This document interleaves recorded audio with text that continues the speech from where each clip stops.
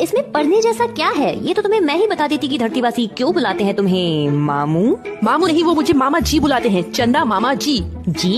इतनी इज्जत कौन दे रहा है तुमको? हाँ ये सच है, धरतीवासी मेरी बहुत इज्जत करते हैं और तुम्हारी नजरों में मेरी कोई वैल्यू नहीं है। वैल्यू? तुम्हें तो शुक्रगुजार होना चाहिए मेरी ग्रेविटी का, जिसने तुम्हें खींच के रखा है और सौभाग्य से उस ग्रह के चांद बन गए जिसपे जीवन है। तुम्हें मेरी वैल्यू तब पता चलेगी जब मैं यहाँ से चला जाऊंगा। गाइस, मैं तुम्हें बताता हूँ कि तुम लोग कितने जरूरी हो एक दूसरे के लिए। गुरुजी मुझे आपका लेक्चर नहीं सुनना है। ठीक है सुनो, धरती की ग्रेविटी चांद को खींचती है ना? हाँ। और चांद भी अपने गुरुत्वाकर्षण से धरती को खींचता है। हाँ क्या? दोस्तों, चांद भले ही छोटा है पर उसका गुरुत्वाकर्षण बल भी धरती को प्रभावित करता है।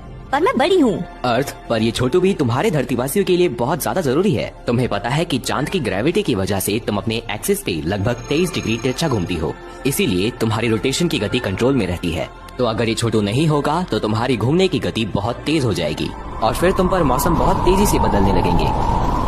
और तुम्हारे लिए ये जानना भी जरूरी है कि चांद की ग्रेविटी तुम्हारी समुद्री लहरों को खींचती है और अगर ये छोटू नहीं होगा तो इसका कंट्रोल सूरज के पास चला जाएगा और फिर तुम्हारी सतह पर भूकंप और सुनामी जैसे हालात पैदा होंगे और ये परिवर्तन तुम पे मौजूद जीवन को खतरे में डाल देगा। तो ये चिलगुसा मेरे लिए इतना जरूरी है? तो अब जब तुम्हें मेरी वैल्यू पता चल ही गई है तो माफी मांग लो, माफ कर दूंगा। गुरुजी एक काम करते हैं, आप अपना सबसे बड़ा चांद गैनीमेड मुझे दे दो और इसे ले लो। क्या?